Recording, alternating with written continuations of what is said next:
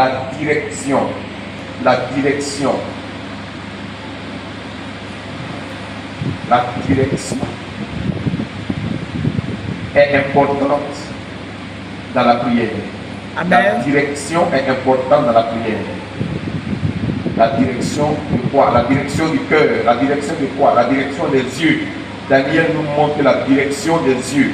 La direction du cœur, la direction des yeux est importante dans la prière. Je suis comme ça, comme l'éclair qui traverse le ciel.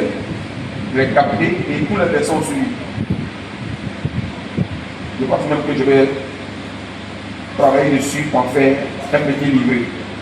Daniel nous enseigne que la direction des yeux est importante dans la prière. Daniel 6, verset 10. Daniel 6, verset 10. En fait, je te pose la première lecture. Dans notre façon d'honorer notre Seigneur, au commencement était la parole, et la parole était avec Dieu, et la parole était Dieu. Elle était au commencement avec Dieu. Alléluia. Toutes choses ont été faites par elle. Et rien de ce qui a été fait n'a été fait sans elle. Son excellence, notre Dieu, le roi des rois, le Seigneur des seigneurs, qui est Jésus-Christ de Nazareth selon la Bible. Oui, elle est là présente dans la parole, car c'est lui qui a été fait chair. Jésus est Dieu, le Dieu véritable. 1 Jean 5, verset 18 à 20, l'atteste et le confirme. Et pour le saluer, nous allons nous tenir debout pour faire la première lecture. Au commencement était la parole. Donc, on va commencer par la lecture de la parole et notre façon de saluer la révérence, l'excellence de notre Seigneur Dieu, c'est de nous tenir debout. Lecture de Daniel 6, verset 10. Daniel nous exhorte, nous enseigne de la direction. La direction de quoi? Du cœur, des yeux est très importante dans la prière. Daniel chapitre 6, verset 10. On peut lire. Maman, il y a un petit livre pour nous. Daniel 6, verset 10.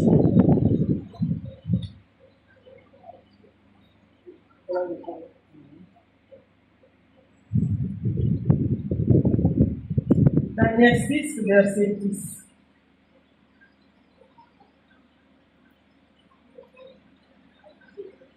Lorsque Daniel sut que le décret était écrit, il se retira dans sa maison où les fenêtres de la chambre supérieure étaient ouvertes dans la direction de Jérusalem.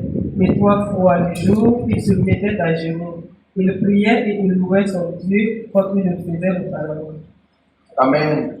Amen. Lorsque Daniel, je le crois une fois, lorsque Daniel sut que le décret était écrit, il se retira dans sa maison où les fenêtres de la chambre supérieure étaient ouvertes dans la direction de Jérusalem.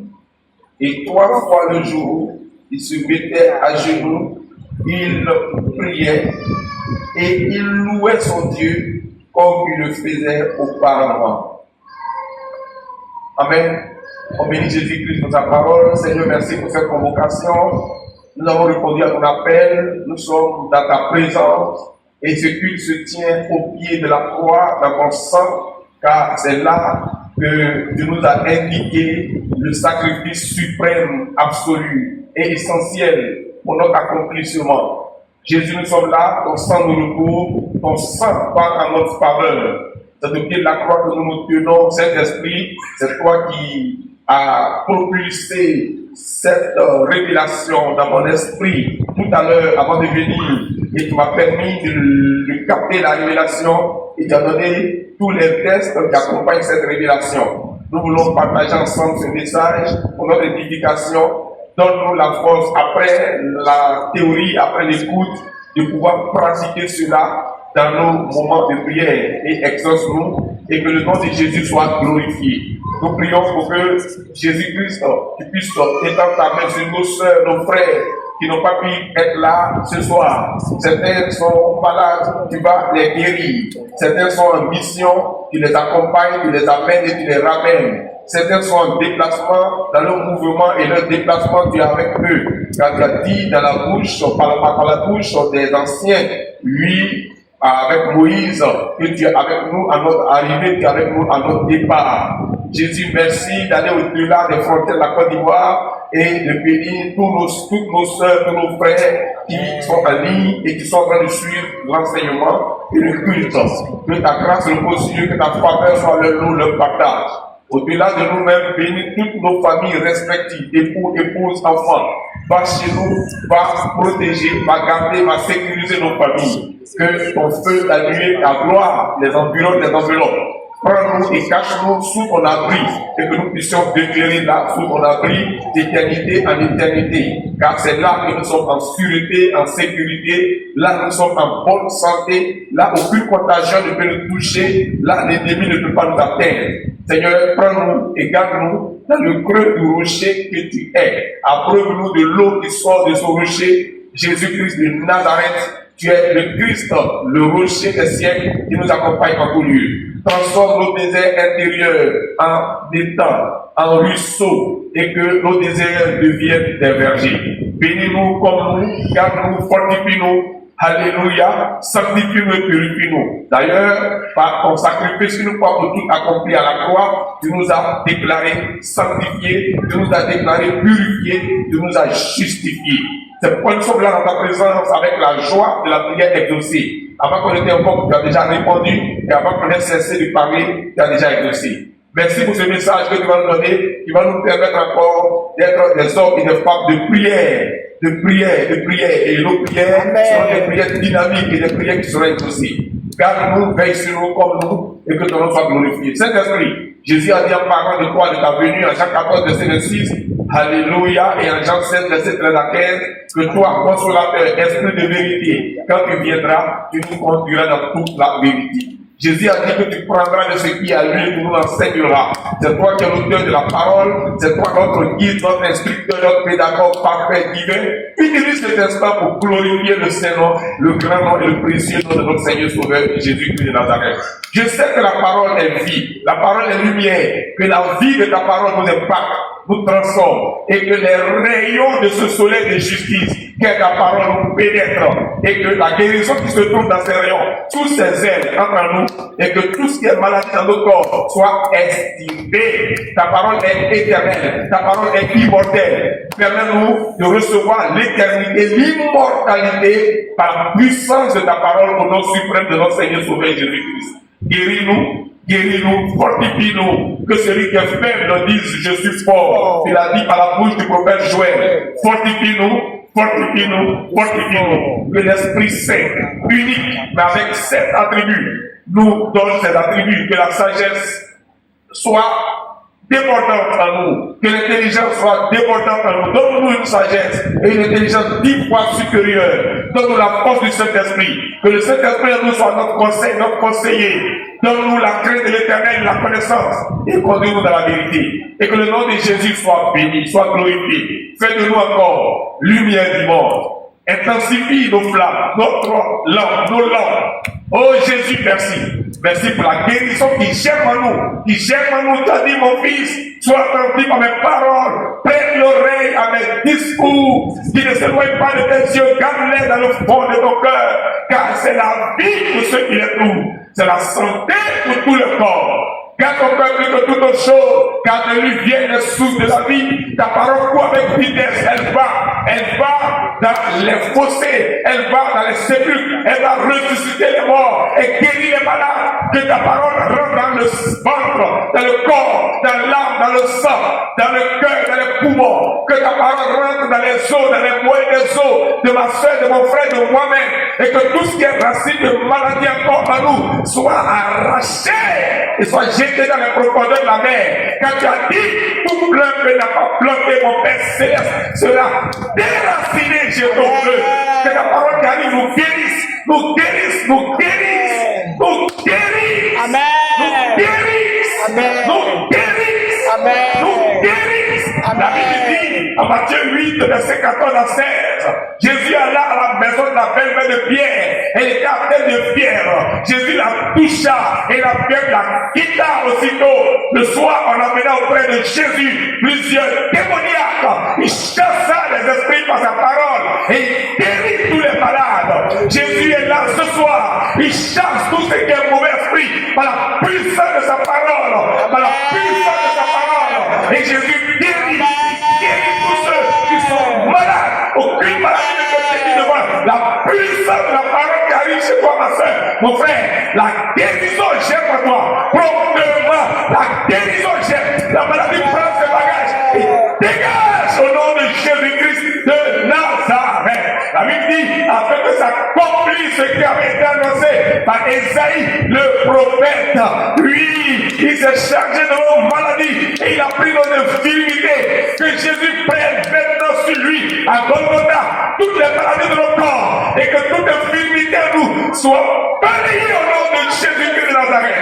Je plaide la vie à toi, je plaide la vie à moi, je plaide la vie à chacun d'entre nous. La vie pleine, la vie abondante, la santé parfaite, la guérison arrive chez toi, la guérison te pénètre, la guérison traverse ton corps, la guérison rentre dans tes veines, la guérison rentre dans tes os, la guérison, la santé, la vie pleine abondante, la réparation des brèches de ton corps, son Père, au nom de Jésus-Christ de Nazareth, de Jésus-Christ de Nazareth, de Jésus-Christ de Nazareth. Là où tu as posé ta main, si tu avais une maladie, la maladie ne peut pas tenir, elle s'en va, elle dégage au nom de Jésus. Parce que celui qui est à toi, Jésus-Christ, est plus grand que celui qui est dans le monde. Amen, amen, amen, amen. Hosanna. Amen, amen, amen, amen. Jésus-Christ est le même hier, aujourd'hui et éternellement. Il n'a pas changé. La Bible dit, nous savons comment Dieu a oint du Saint-Esprit et de force. Jésus de Nazareth. Jésus de Nazareth. Qui allait de lieu en lieu, faisant du bien, guérissant tous les malades et délivrant tous ceux qui étaient sous l'empire du diable. Car Dieu était avec lui. Jésus est là présent. Il est vivant, il est le même hier, aujourd'hui, éternellement. Il est debout dans sa cette gloire. Il est en toi. Il est en train de sillonner ton âme, de parcourir ton âme avec ses yeux comme une flamme de feu. Le feu de ses yeux rentre dans les coins et les recoins de ton corps, de tes cellules, de tes molécules, de ton cœur, de tes poumons. Tout ce qui est maladie est délogé. Tout ce qui est maladie est déraciné au nom suprême de Jésus-Christ de Nazareth. Tu as la santé, tu as la vie pleine, tu as la vie abondante. Tu es guéri par les meurtrissures de Jésus. Tu es réparé, tu es régénéré, tu es renouvelé, tu es protégé, tu es encerclé de feu de Dieu. La gloire de Dieu est manifestement à toi. Alléluia. Guéri, tu es guéri. Guéri, tu es guéri. Restauré, régénéré. Tu es restauré, tu es régénéré. Tu es vivifié par la puissance de la parole de Dieu. Je suis régénéré. Alléluia. Alléluia. Je suis Alléluia. au nom de Jésus. Amen. Hosanna. Alléluia. Gloire, gloire. La vie abondante t'est donnée. La vie pleine, la vie éternelle t'est donnée. La vie abondante, la vie pleine, la vie éternelle t'est donnée. L'esprit de celui qui a ressuscité Jésus-Christ est mort. Vis en toi, gis en toi et donne la vie à ton corps mortel. L'esprit renouvelle tes cellules. L'esprit te tisse de nouveaux nerfs, de nouveaux organes, de nouveaux ligaments. L'esprit te régénère. T'es restauré. T'es restauré. Tu es vivifié. Le réparateur des brèches, c'est bien Jésus-Christ. Il est en toi. Il répare tes brèches. Il te crée de nouveaux organes. Les cellules qui étaient usées, fatiguées, chutent et sont balayées par le souffle de la justice. Et de nouvelles cellules, de nouveaux nerfs, de nouveaux organes sont recréés par le Créateur de la vie. Au nom suprême de Jésus-Christ de Nazareth. Tu restaures, tu me restaures. Alléluia. Alléluia. Alléluia. Alléluia. Jésus a paru afin de détruire toutes les œuvres du diable. Jésus a paru afin de détruire toutes les œuvres du diable. Jésus a paru afin de détruire toutes les œuvres du diable. Jésus a paru afin de détruire toutes les œuvres du diable. Jésus a paru afin de détruire toutes les œuvres du diable. Et cet après-midi, il est là, il est manifestement là, et il détruit, il anéantit, il foule au pied toutes les œuvres du diable dans ta vie et dans nos vies. Jésus règne, Jésus seul règne, la vie règne, l'amour règne, la santé règne, l'immortalité règne, l'éternité règne en toi, la gloire de Dieu règne.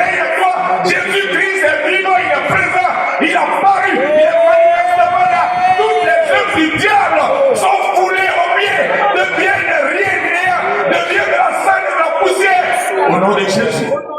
Au Au nom de Jésus. Amen. Au nom suprême Amen. de notre Seigneur et Sauveur Jésus-Christ de Nazareth. Amen. Dépose ta Bible. Si tu crois que tu as reçu l'impact de cette parole dans ta vie, dans ton esprit, dans ton âme, acclame Jésus très fort.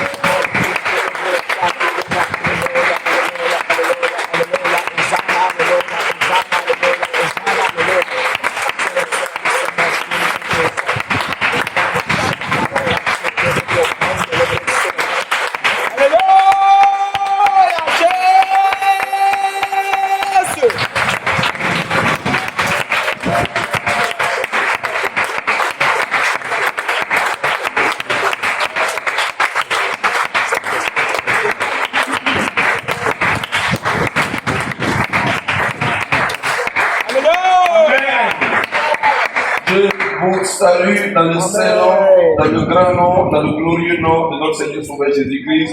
Nous pouvons t'asseoir dans la présence de Dieu. Daniel 6, verset 10. Lorsque Daniel sut que le décret était écrit, il se retira dans sa maison où les fenêtres de la chambre supérieure étaient ouvertes dans la direction de Jérusalem. Et 3 fois le jour, il se mettait à genoux et il priait. Il priait et il louait son Dieu comme il le faisait auparavant. Amen.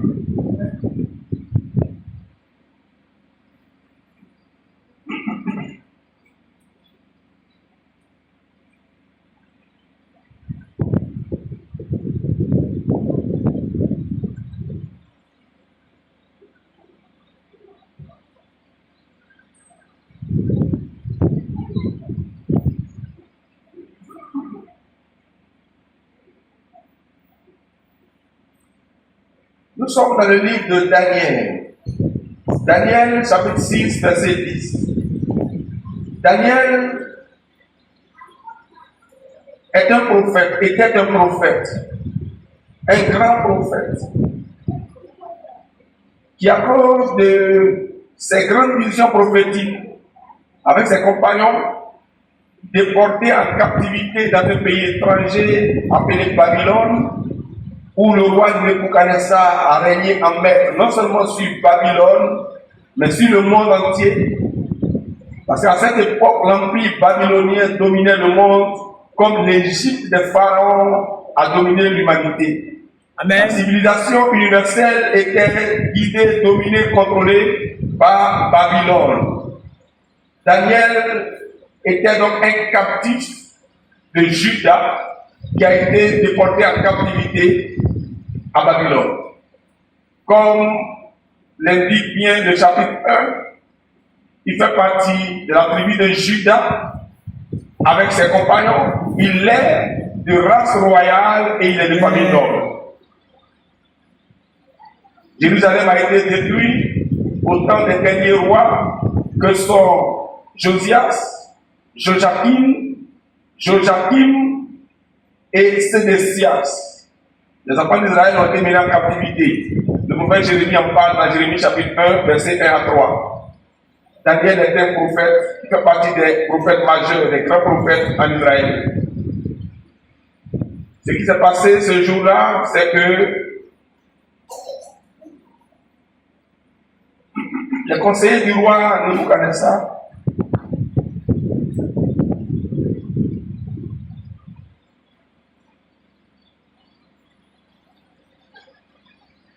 c'était plutôt au temps du roi Darius. Les conseillers du roi voulaient donc un coup, parce que les prières de Daniel dérangeaient les conseillers qui étaient autour du roi Darius. Ils ont donc demandé que le roi prenne un décret qui interdisait à tout homme dans son empire de prier. Malgré le décret du roi et le châtiment qui devait être infligé à quiconque s'opposerait au décret du roi, Daniel est resté en prière. Il priait son Dieu, comme le texte le dit, 3 fois par jour.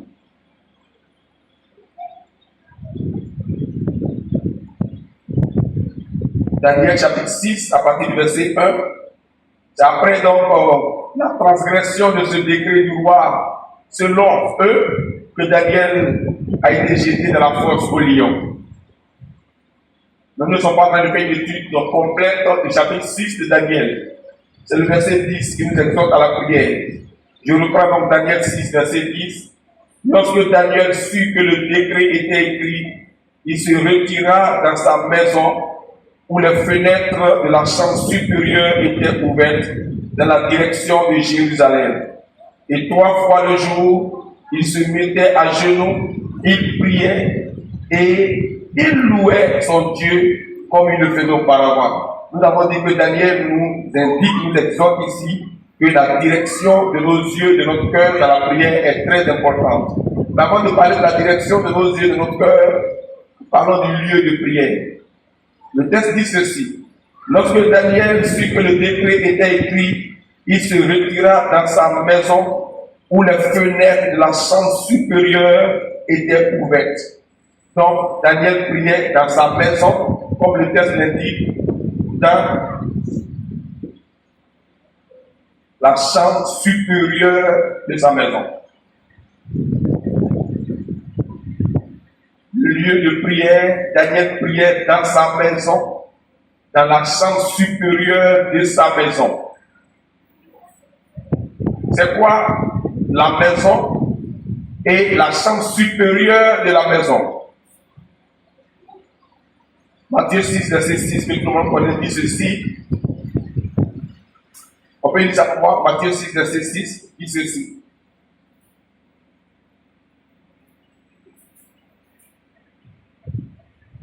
Matthieu 6, verset 6, dit ceci. Matthieu 6, verset 6.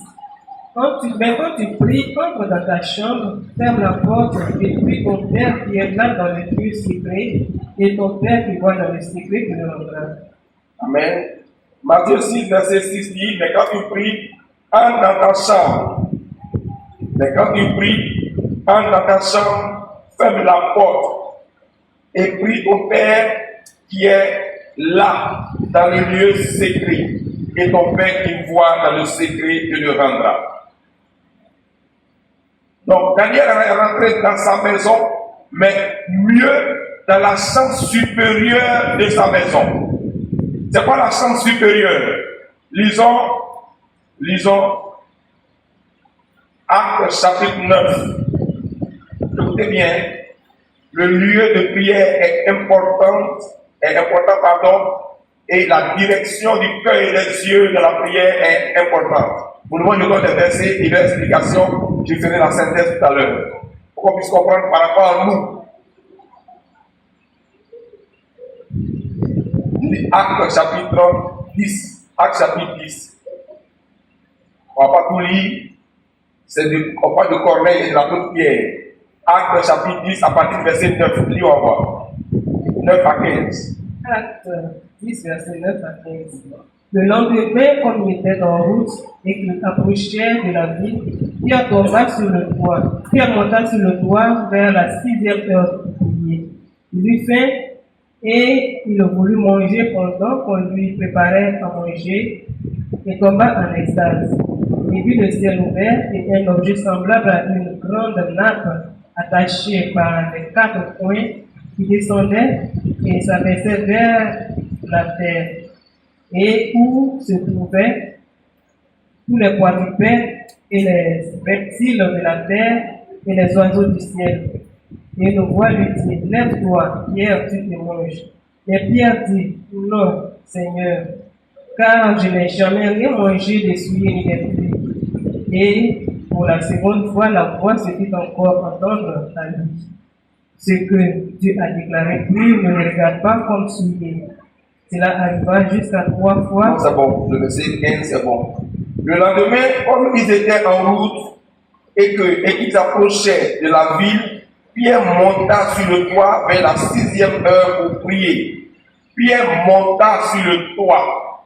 Il peut prier en bas, il peut prier en bas, à terre, mais il est monté sur le toit, donc en hauteur pour prier. Vers la 6e heure qui est midi. Amen. Pierre est monté sur le toit pour prier. Acte chapitre 1. Allons-y, et puis je vais la synthèse. Le lieu de prière est important. Daniel est rentré dans sa maison, dans la chambre supérieure de sa maison. Ce sont des choses à souligner dans Daniel 6, verset 10. Daniel est rentré dans sa maison, dans la chambre supérieure de sa maison. Et puis après, on verra que les fenêtres étaient ouvertes en direction de Jérusalem. Mais Daniel est monté, est rentré dans sa maison, dans la chambre supérieure de sa maison. Amen. Acte des apôtres, acte 1. Acte 1, à partir du verset 6 à 14, rapidement. Acte 1, verset 6 à 14. Alors les apôtres réunis lui demandaient, Seigneur, est-ce en ce temps que tu rétabliras le royaume d'Israël? Il leur répondit, ce n'est pas à vous de connaître les temps ou les moments que le Père a fixés de sa propre volonté. Mais vous recevrez une puissance du Saint-Esprit survenant sur vous, et vous serez mes témoins à Jérusalem, dans toute la Judée, dans la Samarie, et jusqu'aux extrémités de la terre. Après avoir dit cela, il fut enlevé pendant qu'ils le regardaient, et une nuée le déroba à leurs yeux. Et comme ils avaient les regards fixés vers le ciel pendant qu'ils sont dans l'air, voici 2 hommes vêtus de blanc leur parut. Et ils dirent, hommes galiléens, pourquoi vous arrêtez-vous à regarder au ciel? Ce Jésus qui a été enlevé au ciel du milieu de vous reviendra de la même manière que vous l'avez vu alors au ciel. Alors ils retournèrent à Jérusalem de la montagne appelée des Oliviers, qui est près de Jérusalem, à la distance d'un chemin de sabbat. Quand ils furent arrivés, ils montèrent dans la chambre haute où ils se tenaient d'ordinaire. C'était Pierre, Jean, Jacques, André, Philippe, Thomas, Barthélemy, Matthieu, Jacques, fils d'Alphée, Simon le Zélote, et Jude, fils de Jacques. Tous les communs d'accord persévéraient dans la prière avec le pape et Marie, mère de Jésus, et avec les frères de Jésus. Amen. Amen. Amen. Alors, il retourna à Jérusalem de la montagne appelée des Oliviers, qui est près de Jérusalem, à la distance d'un chemin de sabbat. Quand il fut arrivé, ils montèrent dans la chambre haute, où ils se tenaient d'ordinaire. Verset 14 dit, tous d'un commun accord persévéraient dans la prière avec les femmes et Marie, mère de Jésus, et avec les frères de Jésus. Donc, et le verset 1 de Acte dit, le jour de la Pentecôte, ils étaient tous ensemble dans le même lieu, donc dans la chambre haute. Pierre est monté à la 6e heure, à midi, sur le toit pour prier. Pourtant, il pouvait prier en bas. Daniel est rentré dans sa chambre et il est monté dans la chambre supérieure de sa chambre pour prier. Et Jésus a dit aux apôtres d'attendre dans la chambre haute jusqu'à ce qu'ils soient revêtus de la puissance d'en haut. Amen. La chambre haute, la hauteur, nous amène toujours à la Pentecôte, au lieu de règne, de rencontre, au domicile du Saint-Esprit. La chambre haute nous amène dans les hauteurs. Dans les hauteurs. C'est le lieu où règne le Saint-Esprit. La chambre haute nous ramène toujours au Saint-Esprit. C'est le lieu de la Pentecôte. C'est l'élévation de l'être. Donc en vérité, prier, c'est monter. Vous notez ça. Prier, c'est monter. Amen. Prier, c'est monter. Dans la chambre haute, c'est s'élever dans les hauteurs divines. La prière donne donc des ailes à notre âme et à notre esprit, parce qu'en réalité, ce n'est pas le corps qui prie.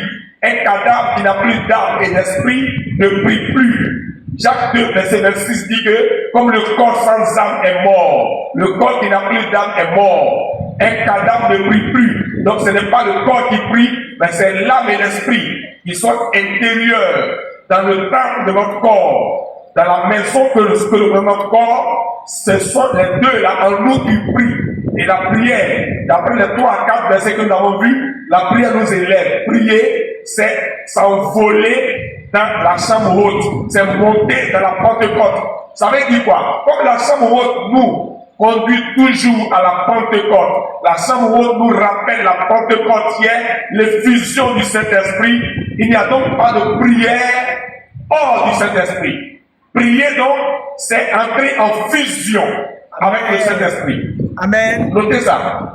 Prier, c'est entrer en fusion avec le Saint-Esprit. Quand on vous dit prier ou prions, ça veut dire qu'on vous dit montons. Rentrons en fusion avec le Saint-Esprit. Ne priez jamais sans établir votre communion avec le Saint-Esprit. C'est sur les ailes du Saint-Esprit qu'on monte et qu'on monte. Prier, c'est monter, c'est s'envoler, c'est aller sur le toit. Ça ne veut pas dire qu'il faut prendre une échelle pour monter sur la toiture de cette maison, mais en langage spirituel, prier, c'est monter sur le toit. L'apôtre Pierre est monté sur le toit pour prier, c'était la 6e heure. Et c'est là qu'il a eu la vision. Donc, nous devons nous élever. Prier, c'est donner des ailes à son esprit, à son âme, surtout à son âme, pour s'envoler dans la chambre haute. C'est monter dans les hauteurs divines. On se comprend? Donc, quand on vient, quand on prie là, il faut se disposer. Quand vous adorez, vous devez être en fusion avec le Saint-Esprit. Vos adorations, vos louanges doivent nous faire monter. Nous devons être sur le toit. On doit être à terre ou sous la terre. Dans l'adoration comme dans la louange. Dans la prière, on doit monter sur le toit. La prière doit nous positionner sur le toit, dans la chambre haute, dans les hauteurs divines. La prière nous met en fusion, en connexion, en alliance avec Dieu. Prier, c'est s'envoler. Prier, c'est monter. Prier, c'est s'élever. Prier, c'est prendre la décision, l'initiative de monter sur le toit, de monter dans la chambre haute. En vérité, vous notez, prier, c'est vivre une nouvelle Pentecôte.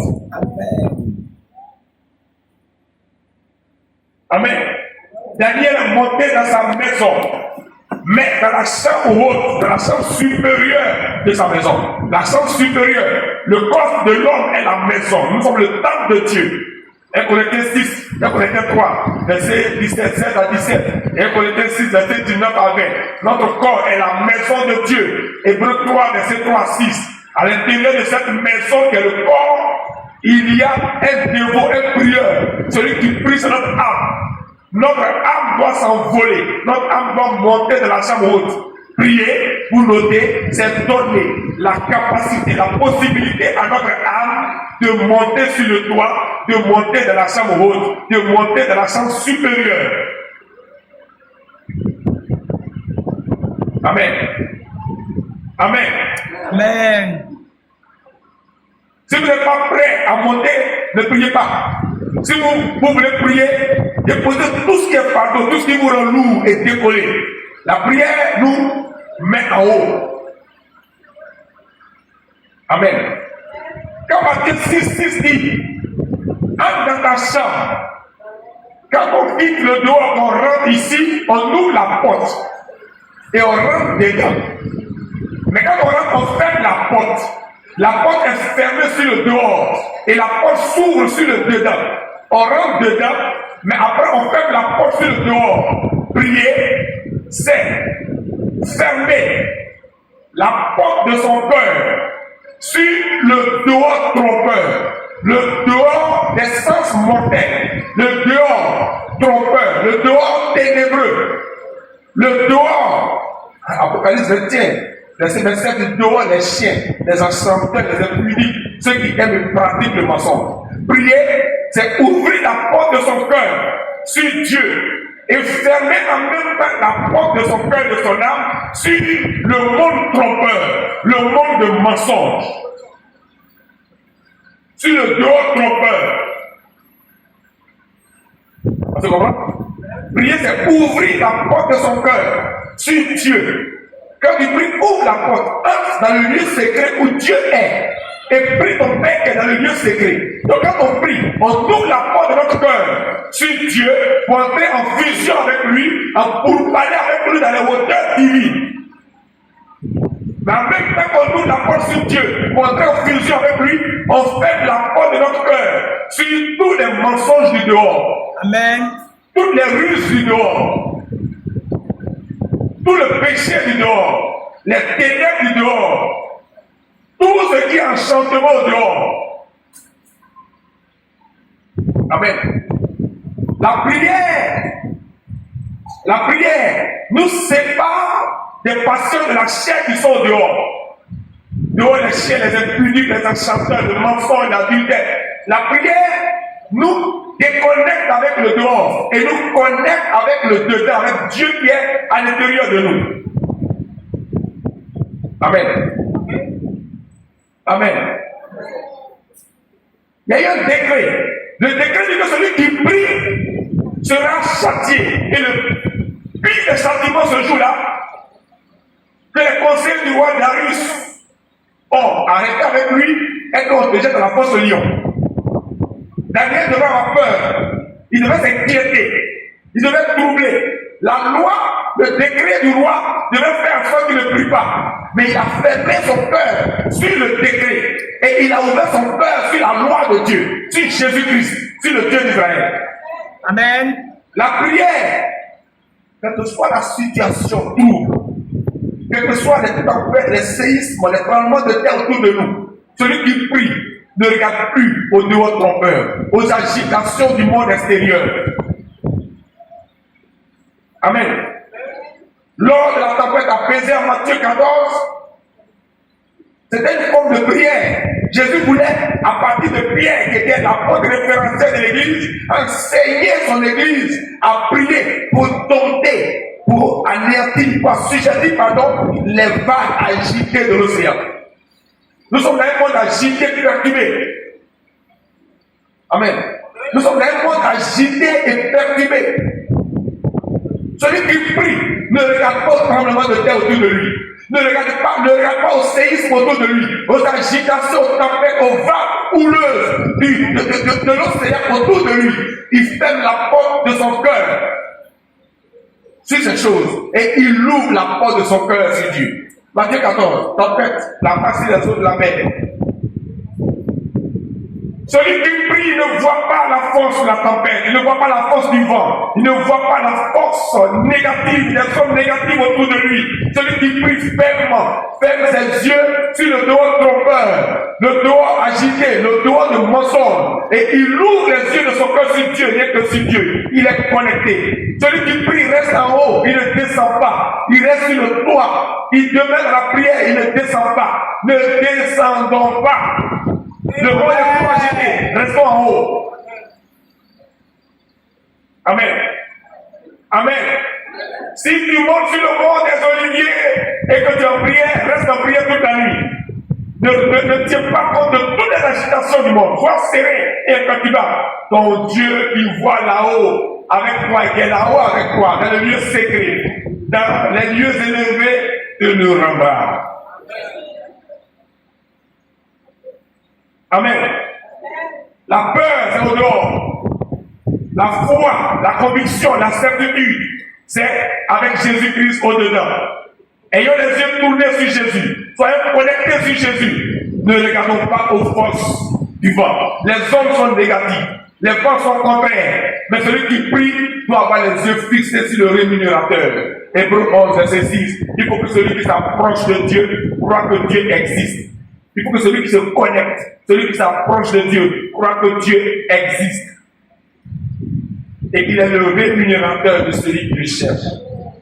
Hébreux 11, verset 6. J'avais dit depuis Matthieu 14. Jésus marche sur les eaux de la mer. Il y a un enseignement sur la prière dedans. D'ailleurs, même, la marche sur les eaux de la mer, c'est un enseignement de prière et de foi dynamique et agissante qui permet à l'Église de dompter, d'assujettir et de maîtriser sous ses pieds toutes les agitations du monde.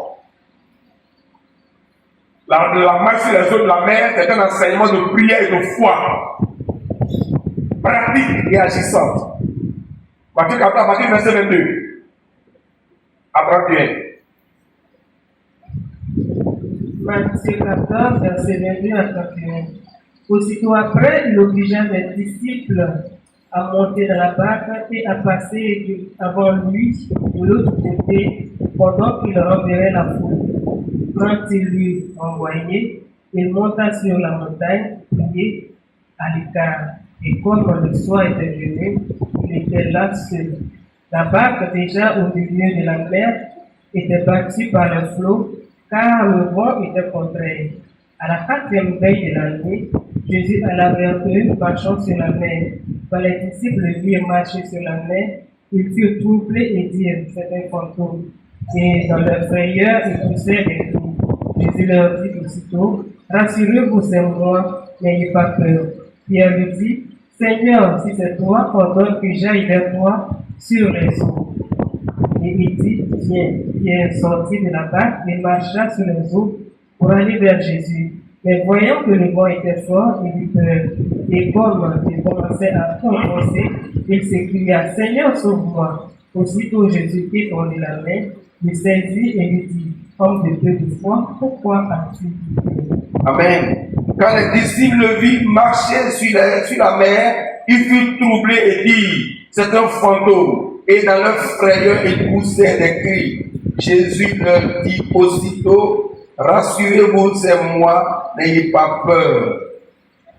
Pierre lui répondit, Seigneur, si c'est toi, ordonne que j'aille vers toi sur les eaux. Et il dit, viens. Pierre sortit de la barque et marcha sur les eaux pour aller vers Jésus.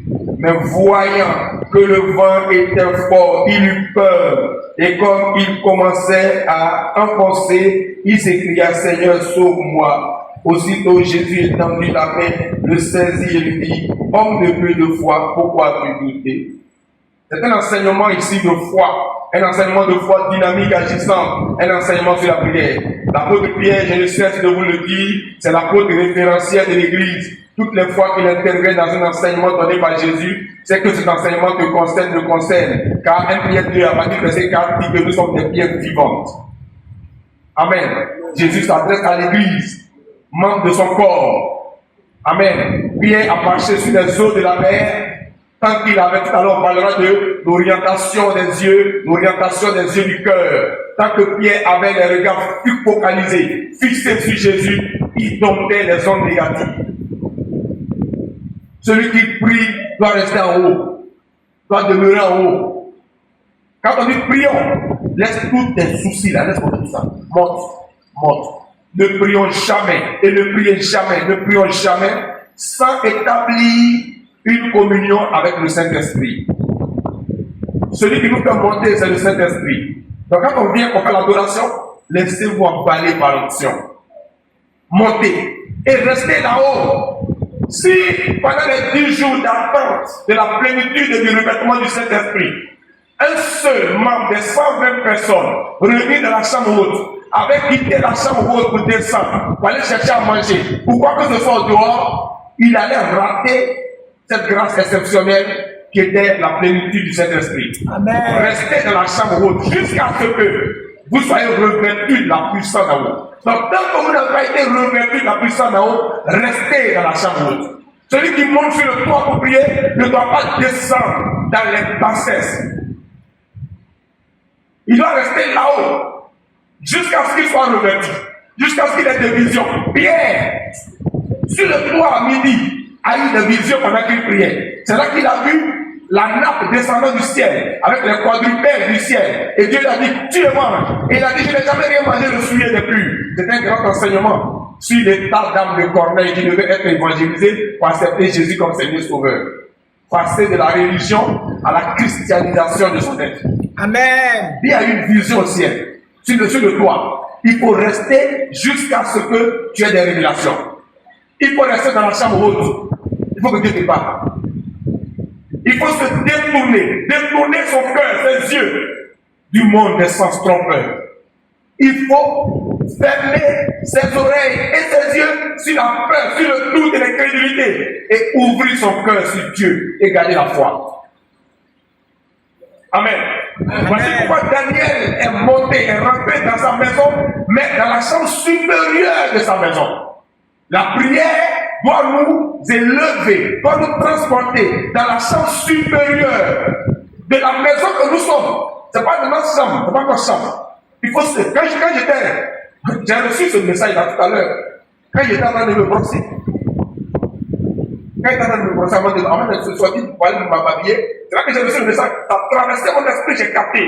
Si j'étais distrait, je n'avais pas capté. Quand j'ai capté, vous allez voir la suite. Tous les versets qui suivent m'ont été donnés. En même temps. Amen. Partout, les gens me demandent comment je fais. Parce que intérieurement, l'alliance, la communion entre mon esprit et le Saint-Esprit est établie. C'est fait sur ma mémoire, c'est une mémoire humaine. Ma mémoire, je le dis toujours, est confondue à celle du Saint-Esprit. Amen. Et vous devez faire tout pour que vous communiquiez avec lui. Vous devez apprendre à développer votre communion intérieure dans la chambre supérieure de votre être, qui est votre entendement, votre esprit. Dans la chambre supérieure de votre être, qui est votre esprit, vous devez faire en sorte que votre esprit, qui est un homme, soit en pourparlers, en audience continue avec Dieu. Amen. Amen. Ça est déconnecté. Que Dieu vous bénisse. Dans Daniel 6, verset 10, il est dit que Daniel, sans tenir compte du décret, sans tenir compte du décret du roi, a prié 3 fois, comme il le faisait auparavant. Amen. Amen. Il n'a pas eu peur. On a interdit à tout homme de prier à Babylone, mais lui priait. Amen. Amen. La peur va nous quitter. Quand on est connecté sur Dieu, on est concentré sur Dieu, on est en alliance avec Dieu, pour parler avec Dieu, on a une sérénité intérieure. Amen. Deuxième chose, quand Daniel est monté dans la chambre supérieure de sa maison, la Bible dit ceci. Les fenêtres de la chambre ou les fenêtres de la chambre supérieure étaient ouvertes dans la direction de Jérusalem. La direction des yeux du cœur compte. La porte est fermée sur le monde. C'est ouvert sur Dieu. Mais il ne s'agit pas seulement d'ouvrir la porte et d'entrer dans la chambre pour entrer pour parler avec Dieu. Il faut que les fenêtres de la maison soient ouvertes. Amen. Et quand j'ai demandé à Dieu, c'est quoi les fenêtres de la maison de Daniel? Les fenêtres de la maison, puisque les fenêtres étaient ouvertes en direction de Jérusalem. Quand on parle de direction, pas de vision. Quand on parle de direction, pas d'orientation. Donc la direction, les fenêtres qui étaient dirigées sur Jérusalem pour allusion aux yeux. Amen. Oui. La direction fait allusion à l'œil. La direction, c'est la vision, c'est l'orientation. Quand tu pries, où orientes-tu tes yeux? Daniel nous montre que l'orientation des yeux compte. Les fenêtres étaient ouvertes sur Jérusalem. Vous notez que les fenêtres, il y a plusieurs fenêtres pour arriver au cœur. Les oreilles sont des fenêtres. Les narines sont des fenêtres.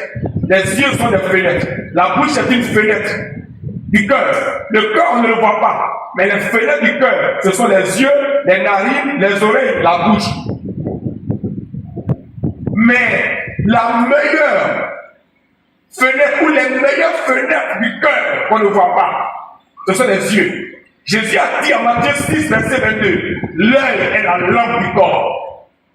Amen. C'est la vision, la direction, l'orientation des yeux, du regard qui donne le pouvoir. Pierre marchait sur les eaux de la mer, tant qu'il marchait, les yeux dirigés sur Jésus. Il était en branchement continu avec Jésus. Quand il a commencé à alterner, à relativiser, à voir la force de Jésus et la force du vent, il est tombé. Il a commencé à s'enfoncer.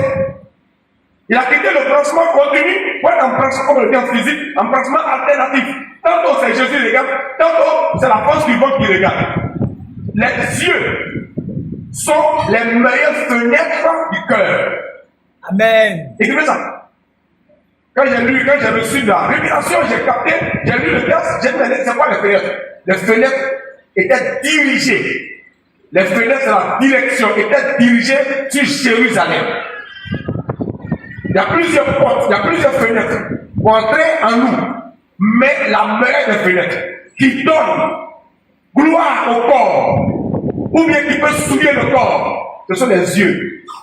Ce sont les mauvaises orientations des yeux d'Adam et Ève qui ont conduit l'humanité à la mort. Genèse 3, verset 1. C'est la mauvaise orientation des yeux d'Adam et Ève, surtout de Ève, qui a conduit l'humanité au péché originel à la mort. Jésus a raison de dire en Matthieu 6, verset 22, avec toi, l'œil est la lampe du corps. Si ton œil est en bon état, ton corps entier, tout ton corps sera éclairé. Mais si ton œil est en mauvais état, ton corps entier sera dans les ténèbres. Le péché originel est né à cause de la mauvaise direction des yeux de Ève. Le péché originel est né à cause de la mauvaise orientation des yeux de l'homme. Au lieu d'avoir les yeux fixés sur le rémunérateur, sur Dieu, l'homme a détourné son regard du Créateur pour regarder à Satan. Genèse 3, à partir du verset 1. Genèse 3, à partir du verset 1.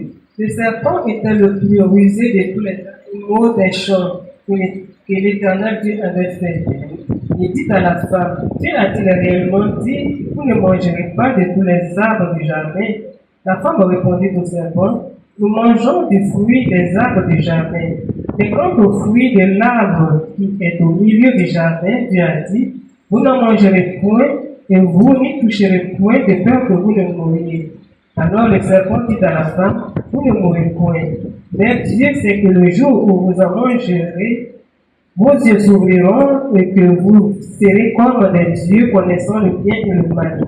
La femme vit que l'arbre était bon à manger et agréable à la vue, et qu'il était précieux pour ouvrir l'intelligence. Alors elle prit de son fruit et en mangea. Elle en donna aussi à son mari qui était auprès d'elle, et il en mangea. Les yeux de l'un et de l'autre s'ouvrirent. Ils connurent qu'ils étaient nus, ayant cousu des feuilles de figuier, ils s'enfuirent des ceintures. Alors ils entendirent la voix de l'Éternel Dieu qui parcourait le jardin vers le soir, et l'homme et sa femme se cachèrent loin de la face de l'Éternel Dieu au milieu des arbres du jardin. Mais l'Éternel Dieu appela l'homme et lui dit, où es-tu? Il répondit, j'ai entendu ta voix dans le jardin, et j'ai eu peur parce que je suis nu, et je me suis caché. Et l'Éternel Dieu dit, qui t'a appris que tu es nu? Est-ce que tu as mangé de l'arbre dont je t'avais défendu de manger? L'homme répondit, la femme que tu as mise auprès de moi m'a donné de l'arbre et j'en ai mangé. Et l'Éternel Dieu dit à la femme, pourquoi tu fais cela? La femme répondit, le serpent m'a séduite et j'en ai mangé. L'Éternel Dieu dit au serpent, ça va. Le péché originel est né à la suite de la mauvaise orientation, de la mauvaise direction que l'homme et sa femme ont donné à leur regard. C'est la mauvaise orientation des yeux, la mauvaise direction des yeux qui a donné naissance au péché originel. Sinon, il n'était pas aveu. L'homme qui marche avec Dieu n'est pas aveu. L'homme contemplait, voyait toujours Dieu et louait son Dieu. Leurs yeux ont été ouverts sur leur propre nudité. sur les limitations. Sinon, il était voyant, clairvoyant même. Mais à cause du pays, à cause de la mauvaise orientation de leur regard, la femme vit que le fruit était bon. Vit que le fruit était bon. L'œil, je le crois encore, Matthieu 6, verset 22 à 23. L'œil est la lampe du corps. C'est la mauvaise orientation des regards, des yeux qui détruit l'humanité. La bonne orientation des yeux donne gloire, donne la clarté au corps. Quand Jésus dit l'œil est la lampe du corps, c'est pas le corps seulement, pas le corps poussière. Tout ce que nous avons, toute la création, tout le monde matériel est corps. Tout le monde matériel est corps. Mais tout le monde matériel que nous voyons autour de nous n'est que le produit de la direction des yeux des hommes. Amen. Un architecte qui bâtit une maison, il dessine d'abord la maison, il fait tout, mais il voit la maison de manière virtuelle, avant que la maison ne soit réelle. Le monde matériel que nous voyons n'est que le produit de l'image in-action.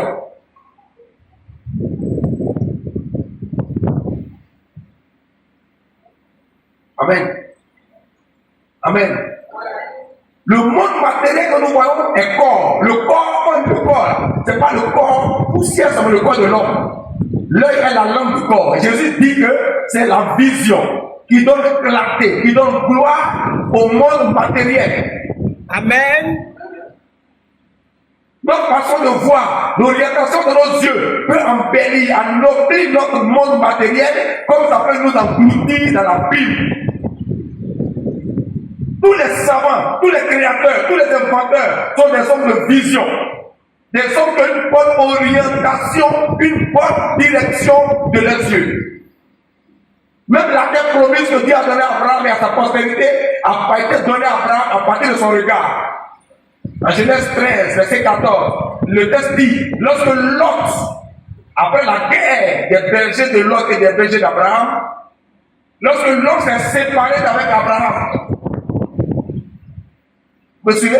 Après avoir choisi pour lui le pays de Sodome et Gomorrhe, la plaine arrosée de Sodome et Gomorrhe, sans comprendre et savoir que tout ce qui brille n'est pas de l'or, et que la plaine est symbole de la désobéissance et de la méchanceté, Lot a choisi pour lui la plaine. Quand Lot est parti, le texte dit au verset 14 de Genèse 13, l'Éternel dit à Abraham, après que Lot se fut séparé de lui, lève les yeux et dis-lui où tu regardes. Le pays que tu vois, je te le donnerai à ta postérité. Lève les yeux, dirige tes yeux, oriente tes yeux dans une direction. Après que Lot veut du voile, c'est-à-dire quand le voile a été déchiré, quand le voile s'est éloigné avec Abraham, quand Abraham a été circoncis des yeux, en langage spirituel, ça veut dire, Lot veut du voile. Quand Lot est parti, quand le voile est tombé, les yeux étaient ouverts. Dieu dit à Abraham, pourquoi c'est écrit dans Genèse 13, verset 14, après que Lot fut séparé d'avec Abraham, Dieu dit à Abraham, lève les yeux. Quand Lot était là, les yeux d'Abraham ne voyaient pas la terre promise. Lot veut dire voile. Les yeux d'Abraham étaient voilés. La Bible n'est pas un roman. Amen. Amen. Donc, la terre promise est là, mais elle est voilée. Parce qu'en fait, le voile couvre nos yeux. Mais comme ça couvre le trésor, il faut enlever seulement le voile et le trésor sera saisi. Donc la terre promise, les dorados, le doré, l'or, le trésor se trouve dans notre regard, dans la direction de nos yeux. Amen. Vous suivez? En langage spirituel avancé, voir, c'est saisir, c'est comprendre. Je ne vois pas parce que quand je reçois des révélations, j'écris sur un tableau et puis je vois. Non, c'est pourquoi ceux qui cherchent les prophètes là, les voyants. Ceux qui cherchent les voyants, bien sûr, ils ne feront que aller d'illusion en illusion et d'échec en échec. Et finalement, ils auront peur de la voix de Dieu pour couvrir leur nudité avec des feuilles de figuier. Amen. Amen. Il faut développer ta communion intérieure avec Dieu pour voir Dieu dans la compréhension de sa parole et développer ta communion, que Dieu fasse entendre sa voix en toi. Est-ce que vous suivez? Amen. On avait soutenu, mais c'est comme ça qu'on a parlé. On a parlé de Dieu. Vous me suivez? Savoir voir, c'est savoir avoir. Comme on le dit. Ou voir, c'est avoir. Abraham a vu la terre promise et il a possédé la terre promise avec sa postérité. Dès que le voile est tombé, Daniel priait dans la direction de Jérusalem. Il ne priait pas n'importe comment. Il n'ouvrait pas les portes, les fenêtres étaient ouvertes sur la Syrie ou sur le Liban. Parce que Babylone, c'est en Irak. Il était là-bas, il demandait dans la chambre haute. Il n'a pas ouvert les fenêtres vers l'Arabie Saoudite, vers Médine, vers la Kaaba.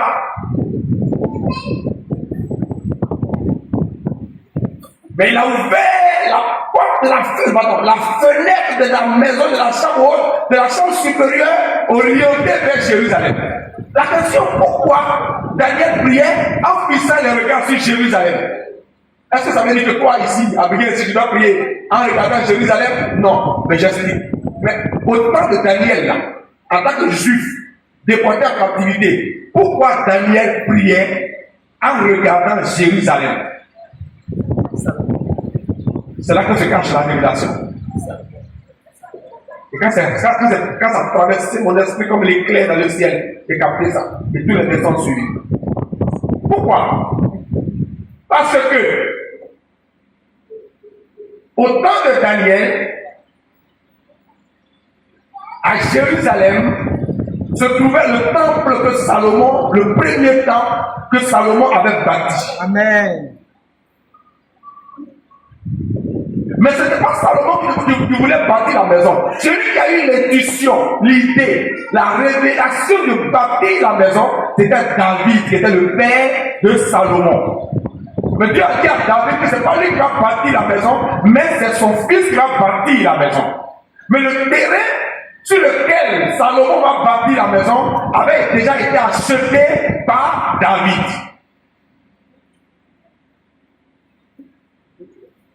Amen. Amen. Tu peux lire pour moi 1 Chronique 21. Tu veux bien?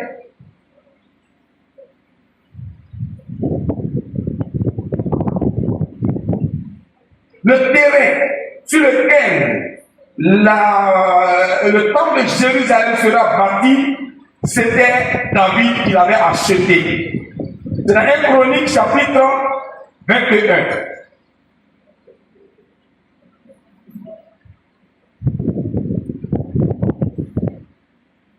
Laissez-moi voir. 1 Chronique 21.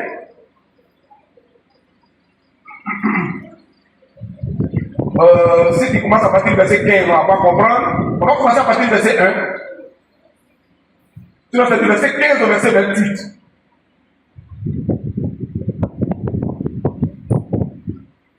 Chronique 21, verset 1 à 28.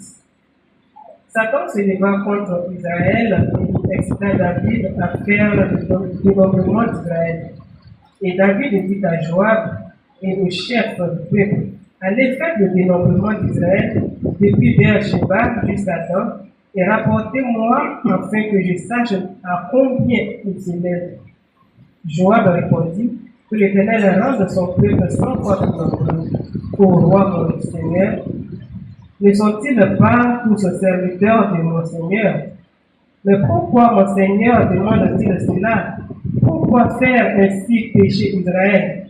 Le roi persista dans l'ordre qu'il donna à Joab, et Joab partit et parcourut tout Israël puis il revint à Jérusalem.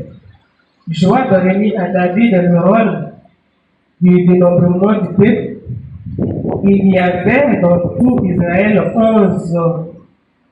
100 000 hommes tirant l'épée, et en Juda 470 000 hommes tirant l'épée.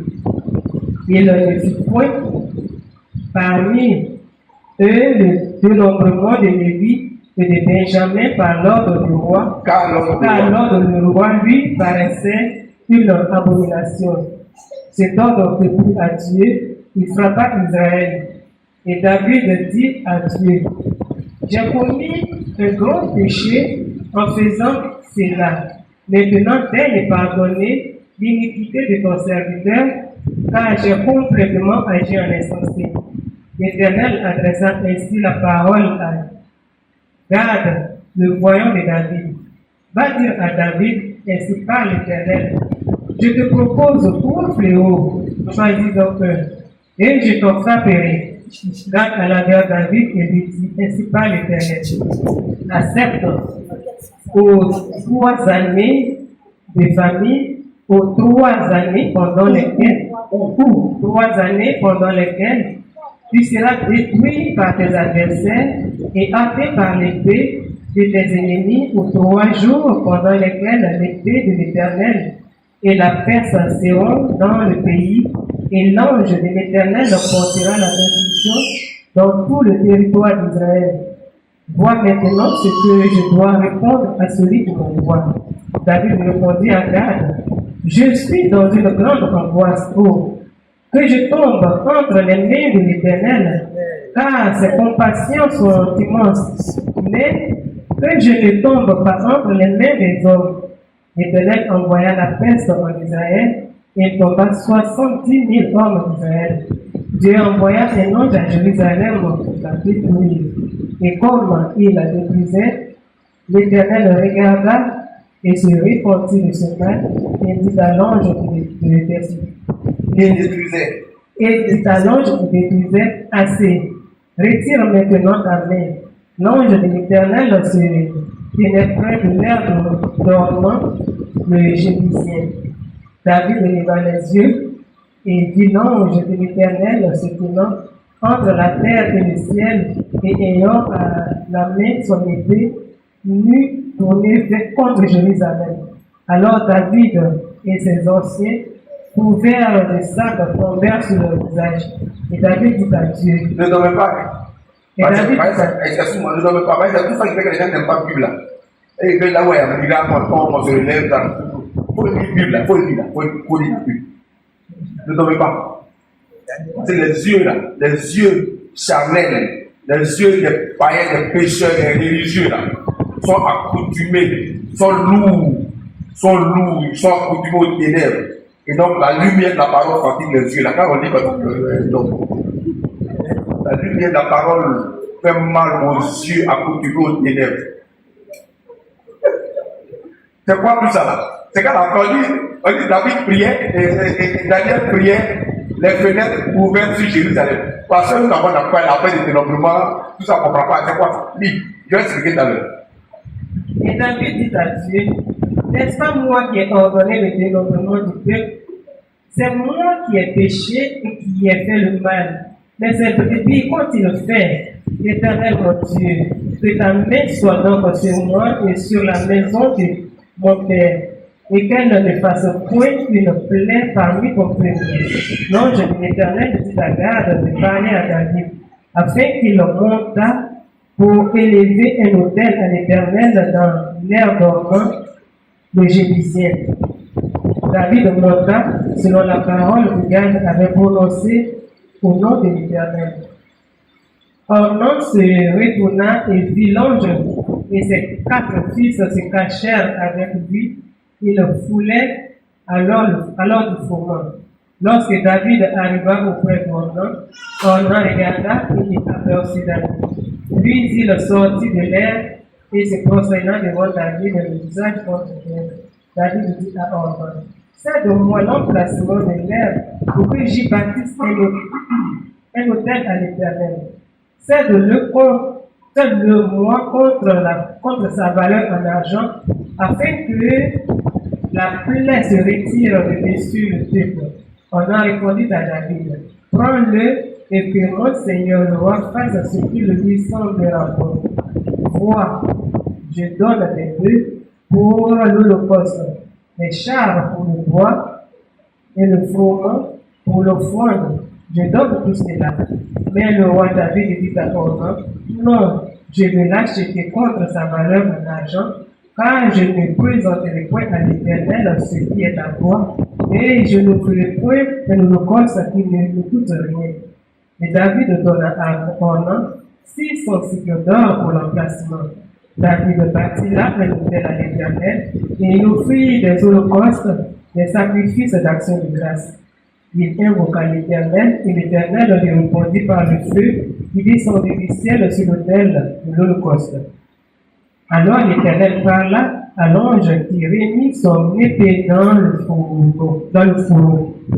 À cette époque-là, David, voyant que l'Éternel avait exaucé dans l'air d'Ornan, le Jébusien, il offrit des sacrifices. Mais le tabernacle de l'Éternel, construit par Moïse au désert, et l'autel des holocaustes était alors sur le haut lieu de Gabaon. David ne pouvait pas aller devant cet autel pour chercher Dieu, parce que l'épée de l'ange de l'Éternel lui avait causé de l'épouvante. Lis le chapitre 22, verset 1.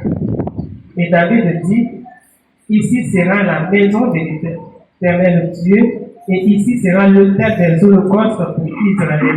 Amen. Qu'est-ce qui s'est passé? Suivez. Souvent, je suis assis à la maison, je réfléchis sur l'église. Dans le monde entier, l'église dans tant que corps d'église de manière universelle. Beaucoup ont accepté Jésus comme Seigneur Sauveur, gloire à Dieu. Ils viennent, ils s'assènent. Mais si on demande à quelqu'un, c'est quoi l'église? Pourquoi Jésus est mort pour tout temps? Pourquoi il a été crucifié? Pourquoi il a été sacrifié? Depuis l'Ancien Testament jusqu'à Golgotha, à la croix. Si on demande à quelqu'un de faire une synthèse, une petite synthèse, un petit résumé, qu'est-ce qu'il sait? Il ne peut pas parler. C'est par grâce que nous sommes sauvés, c'est tout. C'est par la grâce que Dieu nous donne certaines choses. Et très souvent, on vient à cause de nos préoccupations égocentriques et matérielles. On ne sait rien de Jésus-Christ. Et c'est pour ça que pour l'adorer, on est lourd. Ça là, le texte était un peu lourd quand tu disais tout ça. Mais si vous ne comprenez pas ça, vous n'allez pas comprendre comment Salomon a bâti le temple de Jérusalem. Et où est-ce qu'il a bâti le temple? Pourquoi j'ai lu le chapitre 22, verset 1? Vous me suivez? Amen. Quand les enfants d'Israël sont sortis de l'Égypte, ils ont voyagé sous des tentes. C'est-à-dire que l'arche de l'alliance là, on gardait ça sous des tentes. Quand on arrive dans un endroit où on campe, on dresse la tente d'assignation, on met l'arche de l'alliance dedans, on fait tout ce qu'il y a à faire, on adore Dieu, et puis on se déplace. C'est un peuple nomade. Mais pourquoi Dieu a pris un peuple nomade? Pourquoi Dieu a pris un peuple qui pérégrinait dans le désert? Parce que Dieu d'avance voulait nous faire comprendre que Jésus-Christ allait mourir à la croix à Golgotha, mais il allait venir habiter en nous. Le premier mystère de l'évangile, c'est le mystère de l'incarnation. Dieu, Amen. suprême, saint, très haut, miséricordieux, inaccessible alors, infini, éternel et immortel, Dieu vient épouser l'humain. Le divin et l'humain vont devenir un. Dieu va rentrer dans l'homme. Quand Dieu vient rentrer dans l'homme, 1 Corinthiens 3, verset 16 à 17, quand tu marches, quand tu fais un pas, tu fais un pas avec Dieu, Dieu fait un pas avec toi. Tu conduis ta voiture, Dieu est en toi, vous conduisez ensemble. Tu vas au marché, Dieu est avec toi. Tu es élève, tu vas à l'école, Dieu est avec toi. Tu composes un devoir, Dieu est avec toi. Partout tu es Dieu avec toi. Donc tu te déplaces avec Dieu. Voici pourquoi, depuis l'Égypte, après la Pâque, quand Israël est sorti d'Égypte, Dieu a voyagé de tente en tente, de lieu en lieu. Dieu voulait d'avance dire à l'homme que je vais venir m'incarner en vous pour marcher avec vous partout où vous serez sur la terre. Vous me suivez? Donc, Dieu a voyagé de temps en temps jusqu'à ce que David dit dans 2 Chroniques 11, Dieu a dit dans 2 Samuel 11, Dieu a dit que Dieu va bâtir une maison. David a dit qu'il va bâtir une maison à l'Éternel parce que lui, il habitait une maison de cèdre. Le cèdre, c'est un arbre de valeur, c'est un arbre royal. Il y en a plein au Liban. Ça y est, c'est la devise, c'est l'emblème, pardon. Comment dire le cèdre du Liban? Ça y est, dans le dictionnaire que j'ai écrit là. Donc, David dit, moi j'habite une maison de cèdre. Et puis Dieu, il habite sur des tentes. J'ai bâti une maison pour l'Éternel. Et puis Nathan lui dit, c'est pas toi qui vas bâtir la maison. Mais pour bâtir une maison, il faut un lieu. Il faut un lieu. C'est ce lieu-là que David a acheté ici. Vous me suivez? Alors, qu'est-ce qui s'est passé? L'âge de l'alliance était à Gabaon. Vous lisez 2 Chroniques 1. Au temps de Salomon, c'est à Gabaon que Salomon a offert les 1000 holocaustes, et puis Dieu s'est révélé à lui. Vous me suivez? David, lui, il habitait à Jérusalem. Vous suivez? David est devenu roi, il était à Jérusalem. David ne pouvait pas se déplacer pour aller jusqu'à Gabaon. Pourquoi? Parce qu'un jour, David, face à toutes ces adversités, avait pris la résolution sur lui-même de faire le dénombrement des hommes en Israël. Parce que Israël, c'est un peuple guerrier. Israël, c'est la guerre. Israël, c'est le combat. Les hommes d'Israël, à partir de 20 ans et plus, sont engagés obligatoirement dans le service militaire. Nombre chapitre 1, chapitre 2 et chapitre 3 en parlent. Nombre chapitre 1, chapitre 2, chapitre 3. Israël, c'est une armée. Israël, c'est l'armée de Dieu sur la terre. On se comprend? Donc, David demande au chef d'état-major de son armée de faire le dénombrement des hommes de guerre d'Israël. Mais il a pris la résolution de faire le dénombrement sans la volonté de Dieu. Vous me suivez? Pourquoi? Parce qu'en fait, il cherchait une gloire personnelle. Il voulait dire que je suis un homme puissant, voici mon armée. On a demandé c'est combien d'hommes là, combien d'hommes de guerre. Ça, dans le texte qu'on a lu. J'ai plein de noms de soldats. Donc, personne ne peut combattre comme moi. Non! Dieu ne veut pas que Israël, même si c'est une armée, l'armée de Dieu sur la terre, compte sur des hommes de guerre.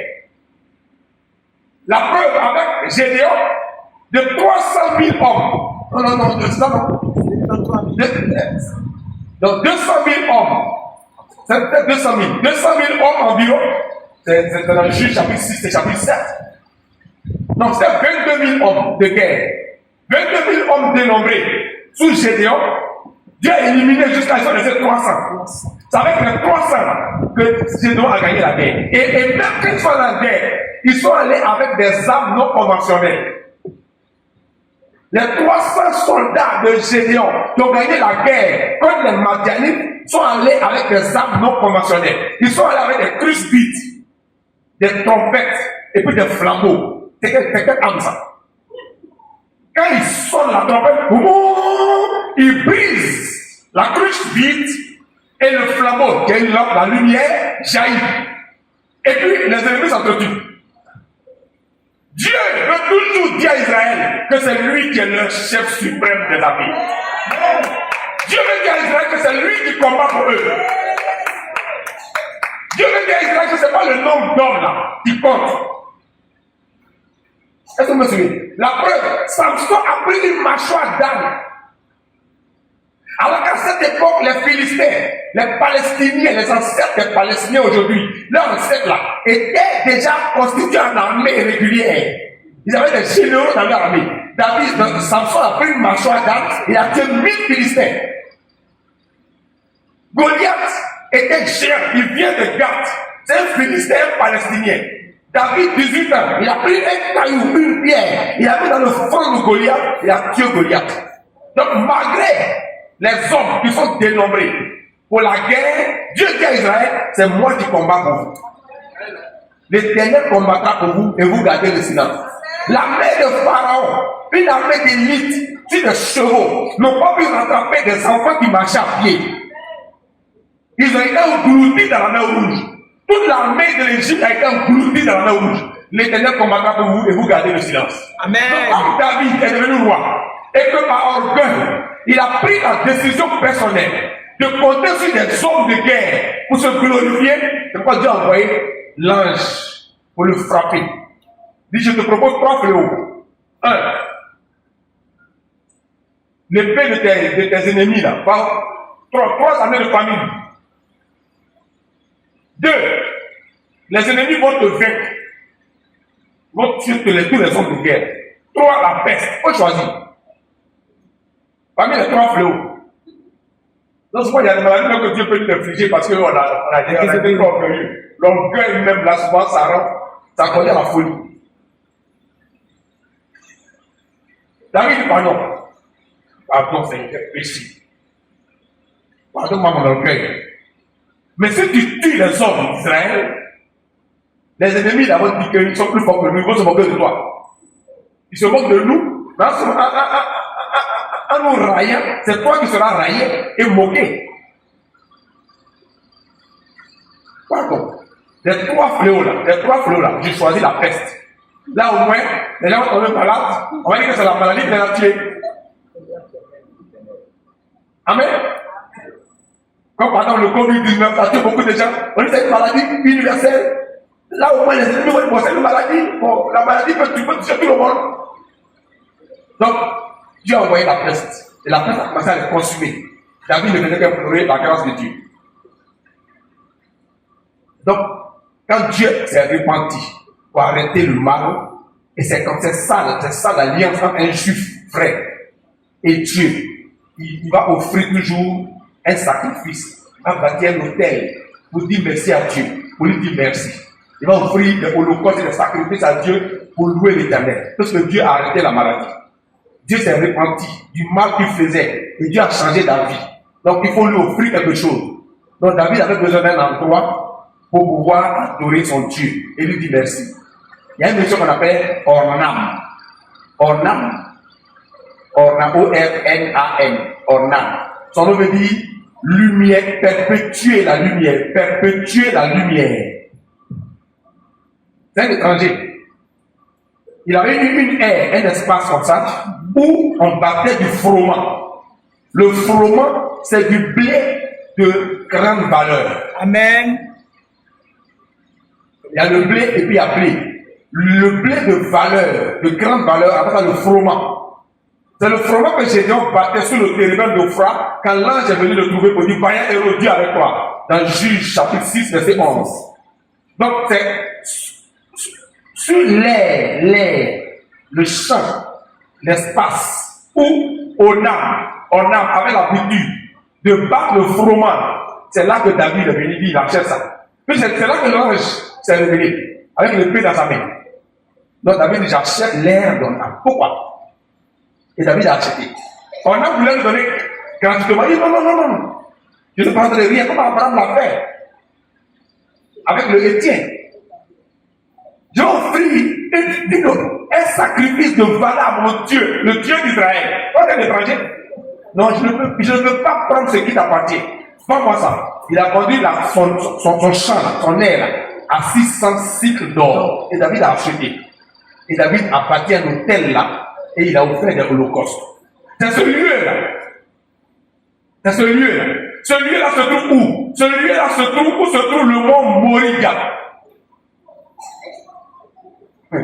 On s'en va, hein? Amen. Ça va comme ça.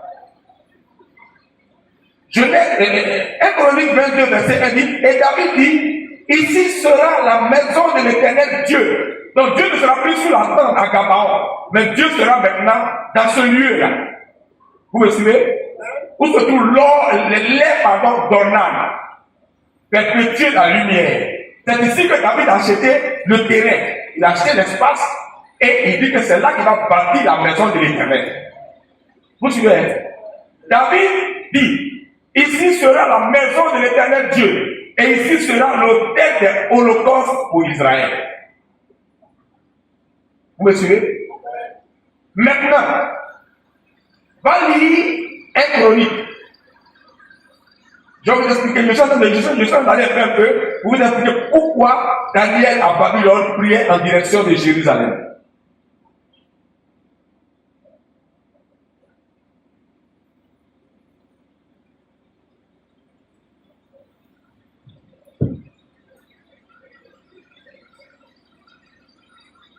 Comment?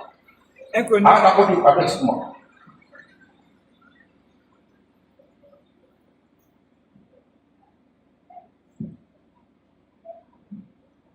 Lorsque Salomon avait choisi de bâtir le temple de Jérusalem, il n'a pas choisi un autre endroit. Il a choisi, lis-moi 1 Chronique chapitre 1, 1 Chronique chapitre 6. Dans 2 Chroniques chapitre 6, à partir du verset 1. 2 Chroniques chapitre 6, normalement c'est le verset 1 à 42, et là je vais t'aider dans la suite à lire. Et vous allez comprendre quelque chose, on va aller un peu vite, pour qu'on puisse arriver au Nouveau Testament.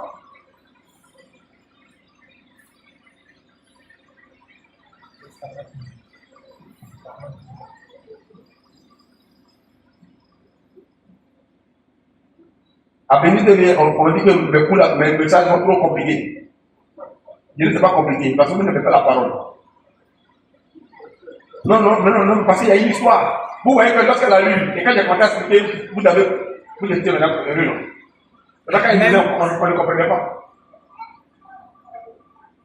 N'est-ce pas? Amen. Donc, on sait maintenant que le lieu Comment c'est? acheté par David pour bâtir le temple de Jérusalem. N'est-ce pas? Il y a une histoire. Vous avez compris un peu l'historique des choses. Mais quand on lisait, c'est long. C'est pas difficile. C'est parce qu'on n'aime pas la règle de la Bible. Lis-moi 2 Chroniques chapitre 6, verset 1. 2 Chroniques 6, verset 1. Alors Salomon dit, l'Éternel veut habiter dans l'obscurité. Non, lis, continue. Et moi, j'ai bâti une maison qui sera ta demeure, un lieu où tu résideras éternellement. Le roi tourna son visage et bénit toute l'assemblée d'Israël, et toute l'assemblée d'Israël était debout. Et il dit, béni soit l'Éternel, le Dieu d'Israël, qui a parlé de sa bouche à David, mon père, et qui accomplit par sa puissance ce qu'il avait déclaré en disant, depuis le jour où j'ai fait sortir mon peuple du pays d'Égypte, je n'ai point choisi de ville parmi toutes les tribus d'Israël pour qu'il y fût établi une maison où résida mon nom. Et je n'ai point choisi d'homme pour qu'il fût chef de mon peuple d'Israël. Mais j'ai choisi Jérusalem pour que mon nom y résidât, et j'ai choisi David pour qu'il régnât sur mon peuple d'Israël. David, mon père, avait l'intention de bâtir une maison au nom de l'Éternel, le Dieu d'Israël. Et l'Éternel dit à David, mon père, puisque tu as eu l'intention de bâtir une maison en mon nom, tu as bien fait d'avoir eu cette intention. Seulement, ce ne sera pas toi qui bâtiras la maison, mais ce sera ton fils sorti de tes entrailles qui bâtira la maison à mon nom. Amen. Donc la maison que David voulait bâtir, là où il avait acheté le terrain de Ornan, ce n'est pas David qui a bâti la maison, d'après ce que je viens de lire, mais qui a bâti la maison a été bâtie par qui? Par Salomon. Mais dans 2 Chroniques 3, verset 1, lis ça, dans 2 Chroniques 3, verset 1, on va vous dire que il y avait une montagne dans le lieu. Il y avait une montagne, parce que les enfants d'Israël, les patriarches offraient les holocaustes et les sacrifices sur la montagne.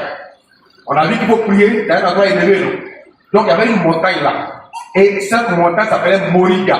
C'est le même lieu, c'est au même endroit là que Dieu a dit à Abraham d'aller sacrifier Isaac. 2 Chroniques 3, verset 1. Allons-y. Salomon commença à bâtir la maison de l'Éternel à Jérusalem sur la montagne de Morija, qui avait été indiquée à David son père, dans le lieu préparé par David sur l'aire d'Ornan du Jébusien. Amen. C'est ça, non? Amen. Je reprends encore. Donc après le air d'Ornan, on a lu, on n'a pas compris là. C'est ce lieu-là. C'est ce lieu-là qu'on appelle aussi Moriga. Il y a une montagne là-bas qu'on appelle le mont Moriga. C'est là-bas que David est allé offrir les holocaustes et les sacrifices à l'Éternel. C'est dans ce lieu que Ornan partait pour battre le froment. Quand ils font la récolte du blé, là, le froment, là, il met le blé là, et ses enfants prennent le bâton et ils battent ça. Ça vous rappelle quoi? Le froment, c'est du blé quoi? Du blé de haute valeur, de grande qualité. Donc. Jésus a dit à propos de sa mort, en Matthieu 12, en Jean 12, verset 20 à 22, il dit quoi? Si le grain de blé qui est tombé en terre, il meurt, il reste seul. Mais s'il meurt, il porte beaucoup de fruits. Jésus se compare même pas du blé. Mais Jésus, c'est l'excellence. C'est Dieu devenu homme. Jésus n'est pas du blé inférieur. C'est du blé supérieur. Jésus, c'est du froment. Amen. Amen. Donc, l'air d'Ornan que David a acheté, là où partait le froment, là où David a offert des holocaustes et des sacrifices à l'Éternel, c'est en même temps Moriga. Et c'est à Moriga que Salomon a bâti le temple de Jérusalem. Amen. Reprends le texte de 2 Chroniques 3, verset 1. Salomon commença à bâtir la maison de l'Éternel à Jérusalem, sur la montagne de Morija, qui avait été indiqué à David, son père, dans le lieu préparé par David sur l'air donnant le Jébusien. Voilà. 1 Chronique 22 qu'on a lu là. Le verset 1 dit, et David dit, ici sera la maison de l'Éternel Dieu, et ici sera l'autel des holocaustes pour Israël. Donc c'est sur l'air d'Ornan, à Moriga, que David avait choisi de bâtir la maison de l'Éternel. Et celui qui a bâti la maison à Moriga, c'est Salomon. Or, Moriga nous rappelle quoi? Genèse 22, verset 19. Moriga nous rappelle le lieu où Dieu a demandé à Abraham d'aller sacrifier son fils unique, Isaac. Genèse 22, verset 19.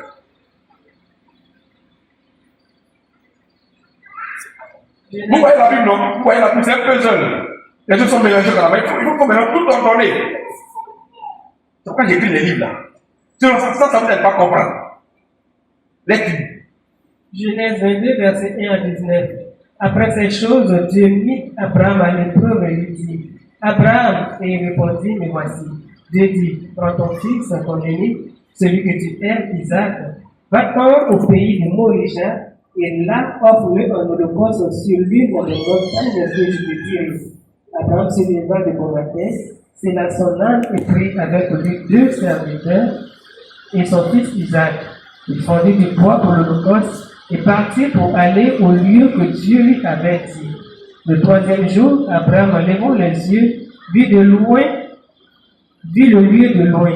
Et Abraham dit à ses serviteurs, restez ici avec l'âne. Moi et le jeune homme, nous irons jusque là pour adorer et nous reviendrons auprès de vous. Abraham prit le bois pour l'holocauste, le chargea sur son fils Isaac, et porta dans sa main le feu et le couteau. Ils marchèrent tous deux ensemble. Alors Isaac, parlant à Abraham, son père, dit, mon père. Et il répondit, mais voici mon fils Isaac. Reprit, voici le feu et le bois. Mais où est l'agneau pour l'holocauste? Abraham répondit, mon fils, Dieu se pourvoira lui-même de l'agneau pour l'holocauste. Et ils marchèrent tous deux ensemble. Lorsqu'ils furent arrivés au lieu que Dieu lui avait dit, Abraham éleva un autel et rongea le bois, et il lia son fils Isaac et le mit sur l'autel par-dessus le bois. Puis Abraham étendit la main et prit le couteau pour égorger son fils. Alors l'ange de l'Éternel l'appela des cieux et dit, Abraham, Abraham, il répondit, me voici. L'ange dit, n'avance pas ta main sur l'enfant et ne lui fais rien, car je sais maintenant que tu crains Dieu et que tu ne m'as pas refusé ton fils, ton unique. Abraham leva les yeux et vit derrière lui un pilier retenu dans un buisson par les cornes. Et Abraham alla prendre le bélier et l'offrit en holocauste à la place de son fils. Abraham donna à ce lieu le nom de Jéhovah Jireh. C'est pourquoi l'on dit aujourd'hui à la montagne de l'Éternel il sera pourvu. L'ange de l'Éternel appela une seconde fois Abraham des cieux. C'est bon, c'est bon. Donc, Moriga est sur l'air d'Ornan, là où David avait décidé de bâtir la maison de l'Éternel. Vous me suivez? C'est là Moriga. Et c'est le même lieu que Salomon a choisi de bâtir la maison de l'Éternel parce que son papa David a dit, c'est ici qu'il va bâtir la maison de l'Éternel. Donc la maison, le premier temple de Jérusalem a été bâti à Moriga sur l'air d'Ornan, qui veut dire perpétuer la lumière. Vous me suivez? Amen. Et c'est là qu'Abraham est allé offrir Isaac en holocauste. Or, vous et moi, nous savons que l'offrande d'Isaac en holocauste, c'est l'homme prophétique de Jésus-Christ crucifié à la croix.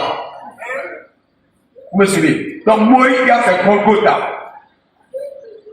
Ça va? Moriga, c'est Golgotha. Et c'est là que Salomon a bâti le temple de Jérusalem. Maintenant, quand Salomon a fini de bâtir le temple de Jérusalem, il a fait une prière lors de la dédicace du temple. Qu'est-ce qu'il a dit pendant sa prière? Je fais la lecture moi-même. Je vais arriver à la conclusion. L'enseignement que nous faisons, comme c'est un peu seul et que les choses sont mélangées, c'est un peu comme une démonstration de géométrie. On prend ici, on prend ici, on prend ici, on fait. On sort ici, après on arrive à la conclusion. Vous allez comprendre la conclusion. Quand Salomon a fini de bâtir le temple, et qui faisait la prière de dédicace. Qu'est-ce qu'il a dit? On est dans 2 Chroniques, chapitre 2, dans 2 Chroniques, chapitre 6. Je lis, à partir du verset 12, la prière d'intercession de Salomon. Dans le temple est bâti. On fait la dédicace du temple.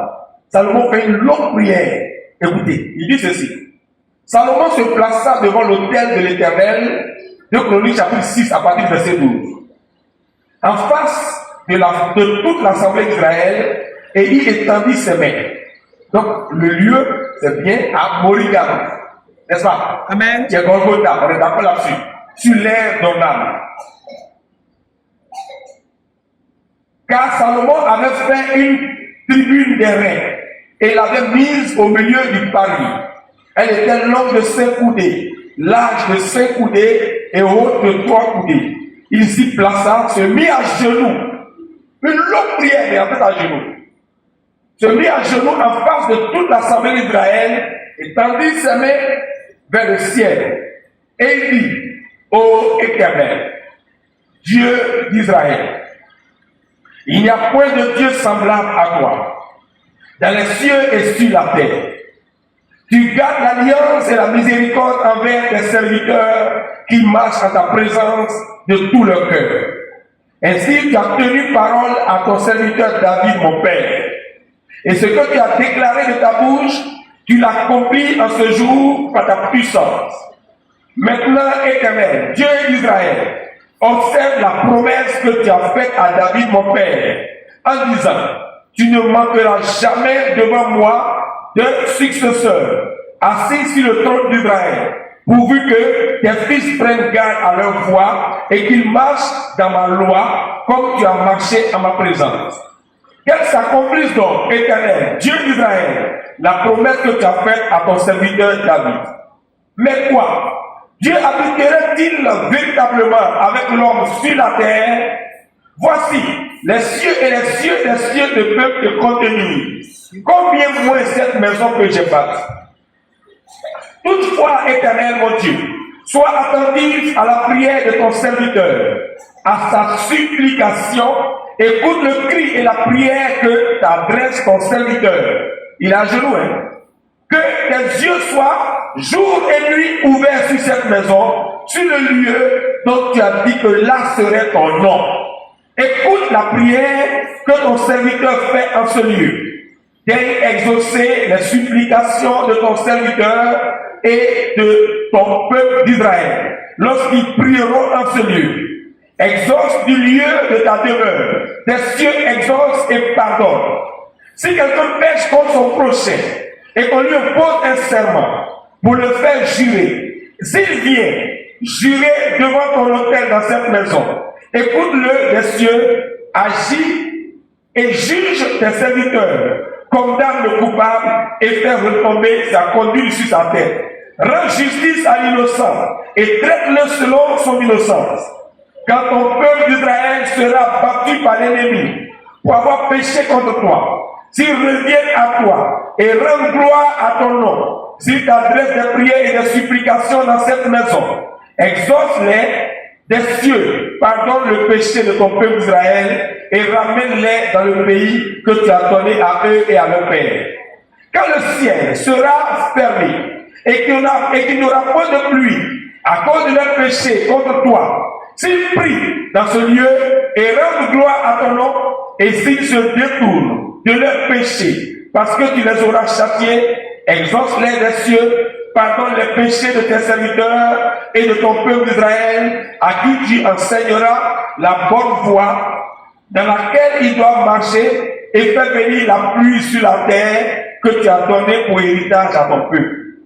Quand la famine, la peste, la rouille et la nielle, les sauterelles d'une espèce ou d'une autre seront dans le pays, quand l'ennemi assiégera ton peuple dans son pays, dans ses portes, quand il y aura des fléaux ou des maladies quelconques. Si un homme, si tout ton peuple d'Israël fait entendre des prières et des supplications, et que chacun reconnaisse sa plaie et sa douleur, et étende les mains vers cette maison, exauce-le des cieux du lieu de ta demeure et pardonne.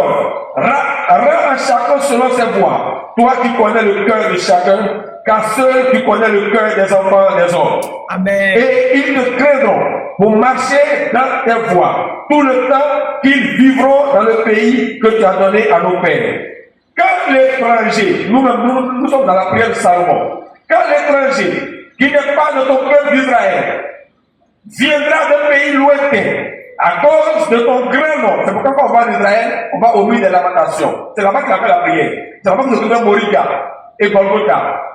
Quand ça cause de cette prière que lorsque les Japonais, les Chinois, les Ivoiriens, les Burkinabés, tout le monde va au milieu des lamentations pour demander quelque chose à Dieu, Dieu exauce cette prière.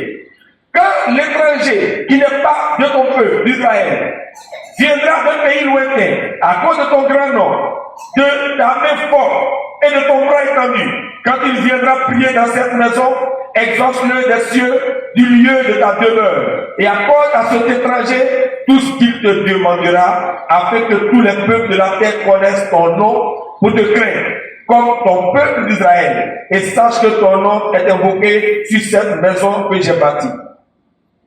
Quand ton peuple sortira pour combattre ses ennemis en suivant la voie que tu lui auras prescrite, s'il t'adresse des prières, les regards tournés vers cette ville que tu as choisie et vers la maison que j'ai bâtie en ton nom, exauce des cieux leurs prières et leurs supplications et fais leur droit. Quand ils pécheront contre toi, car il n'y a point d'homme qui ne pêche, quand tu seras irrité contre eux et que tu les livreras à l'ennemi, qui les amènera captifs dans un pays lointain, ou rapprochés, de Chroniques 6, verset 36. Ça concerne la prière de Daniel. Ils sont partis en captivité dans un pays lointain. Babylone est le pays éloigné par rapport à Israël. S'ils rentrent en eux-mêmes, dans le pays où ils sont captifs, s'ils reviennent à toi et t'adressent des supplications dans le pays de leur captivité et qu'ils disent, nous avons péché, nous avons commis des iniquités, nous avons fait le mal. S'ils reviennent à toi de tout leur cœur et de toute leur âme, dans le pays de leur captivité où ils ont été amenés captifs, s'ils t'adressent des prières, écoutez la suite, verset 38, s'ils t'adressent des prières, les regards tournés vers leur pays, et que tu as donné à leur père, vers la ville que tu as choisie, et vers la maison que j'ai bâtie à ton nom.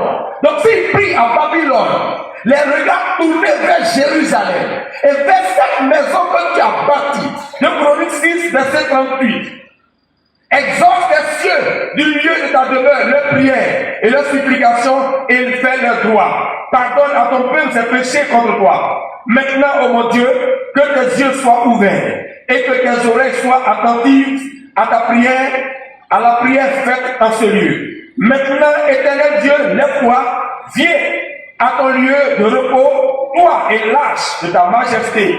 Que tes sacrificateurs, éternel Dieu, soient revêtus de salut et que tes bien-aimés jouissent du bonheur. Éternel Dieu, ne repousse pas ton poing.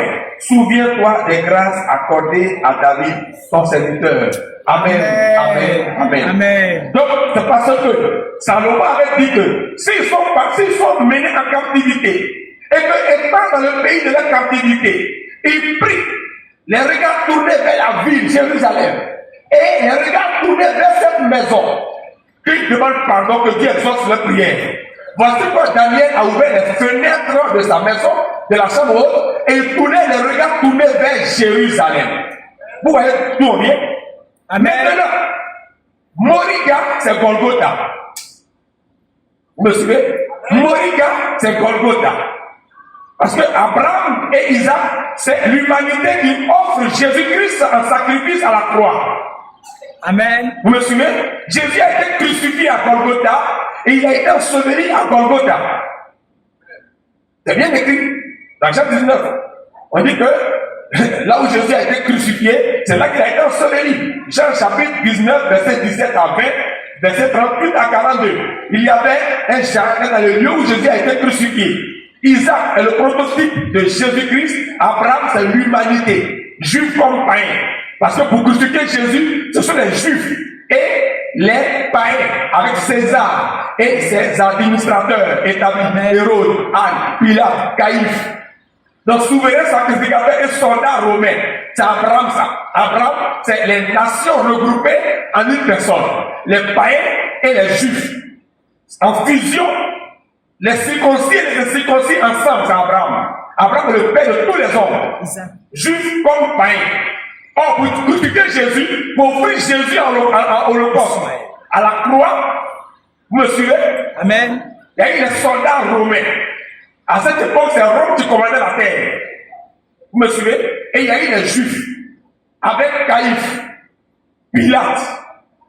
Vous me suivez? Donc, Ponce Pilate, lui, c'est un agent de César. Mais Caïphe, il est souverain sacrificateur. Les soldats étaient des Romains. Donc, ce sont les païens et les Juifs ensemble qui ont crucifié Jésus. Jésus est Isaac offert en Holocauste. Amen. Il est l'agneau de Dieu contre le péché du monde. C'est au mont Golgotha qui est Moriga. Vous me suivez? Amen. Le temple de Jérusalem, ce n'est plus là-bas. C'est notre corps. C'est le corps de Christ. La Jérusalem d'en haut, c'est la ville sainte. C'est la Jérusalem d'en haut qui est l'assemblée des saints, des croyants. Mais Jésus a été crucifié à Golgotha. Et Golgotha, c'est la croix. Quand les enfants d'Israël étaient mordus par des serpents brûlants, dans Nombre 21, verset 4 au verset 9, pour guérir, ils fixent leur regard sur le serpent d'airain suspendu sur la pêche. Jésus a dit en Jean 3, verset 14 à 16, et comme Moïse éleva le serpent dans le désert, il faut de même que le Fils de l'homme soit élevé, afin que quiconque croit en lui ne périsse point, mais qu'il ait la vie éternelle. Car Dieu a tant aimé le monde qu'il a donné son Fils unique, afin que quiconque croit en lui ne périsse point, mais qu'il ait la vie éternelle. Donc Jésus-Christ crucifié à Golgotha, c'est le champ acheté par David, qui est un lieu de holocauste, là où on battait le froment. Et Jésus a été battu de verge. Jésus, le vrai froment venant du ciel, a été battu de verge, et c'est par cette maîtrise que nous sommes guéris. Donc, l'air de Ornan, Morica, là où on offre des holocaustes à l'éternel, là où se trouve la maison de l'éternel, c'est Golgotha. Amen. Sous ce rapport, avec cette démonstration, quand je monte dans la chambre haute, comme Daniel, vous me suivez? Amen. Quand je monte dans la chambre haute, quand je me réveille de l'onction, quand je me positionne sur les ailes du Saint-Esprit et que je commence mon adoration, parce que Daniel était à genoux, Salomon était à genoux, les regards tournés vers Jérusalem, vers Morica, vers l'air de Ornan. Vous me suivez? Et je prie. Quand je suis à genoux en train de prier, d'abord, il faut que je monte dans la chambre haute, dans la chambre supérieure. Il faut que je me lève. Il faut que je vive une Pentecôte. 2. Mes yeux sont tournés vers où? Mes yeux doivent être tournés toujours vers Golgotha à la croix. Voici pourquoi à la mi-étape, nous prions toujours au pied de la croix dans le sang de Jésus-Christ. Car c'est là que tout a été accompli. Donc il n'y a pas de prière en dehors de ce lieu. C'est dans ce lieu que nous sommes exaucés. En priant, ayons les regards fixés sur Golgotha. Souvenons-nous de l'œuvre accomplie par Jésus-Christ à la croix pour notre salut et pour notre rédemption. Ne prie jamais sans ça. C'est pourquoi avant de commencer l'adoration et la prière, dis Seigneur, au pied de la croix, dans ton sang, nous nous tenons à genoux et nous allons commencer l'adoration. Et nos prières seront exaucées. Nous devons prier toujours au pied de la croix, dans le sang de Jésus à Golgotha. Que le Saint-Esprit nous transporte dans ce lieu-là, car c'est le lieu de notre exaucement. C'est le lieu où nous sommes exaucés, c'est le lieu où nous sommes bénis. Nos prières, nos cultes doivent se dérouler toujours au pied de la croix à Golgotha. C'est là que se trouve l'air de Ornan. C'est là notre Morica. Golgotha, c'est notre Morica. Et c'est là que tout est accompli. Jean 19, verset 30. Que nos prières commencent toujours par au pied de la croix, dans le sang de Jésus. Je me transporte. Et commençons toujours par une adoration. Car la posture à genoux, c'est une posture de brisement, c'est une posture d'adoration. Prions toujours en commençant par des adorations, par des adorations, par des adorations. Proclamons des paroles d'adoration. Il y en a plein dans l'Apocalypse. Si nous prions en commençant par l'adoration, à la fin nous pouvons demander ce que nous voulons à Dieu. Et nous serons exaucés. Le lieu où nous devons prier, là où nos regards doivent être fixés, c'est à Golgotha. Souvenons-nous du sacrifice accompli par Jésus-Christ à la croix. Sans ça, tu n'es pas chrétien. Quand tu viens coupable. Quand tu arrives là, tu es juste. Tu es justifié. Quand tu arrives là au pied de la croix, dans le sang de Jésus, tes péchés te sont pardonnés. Dieu n'exauce pas les pécheurs, mais Dieu exauce ceux qui sont justifiés. Et c'est à Golgotha que nous sommes déclarés justes. Transportons-nous au pied de la croix à Golgotha en priant. Ayons le regard ou les regards fixés sur Golgotha. Ouvrons les fenêtres de notre cœur sur Golgotha. Regardons le serpent d'airain suspendu sur la perche et nous serons guéris de toutes nos maladies et de nos infirmités. Si nous avons les regards fixés sur Golgotha, nous serons exaucés et tout sera accompli. Voici le message profond caché dans le verset 10 de Daniel 6. Ouvrons la porte de nos fenêtres, les fenêtres de nos cœurs et ayons les regards fixés sur Golgotha.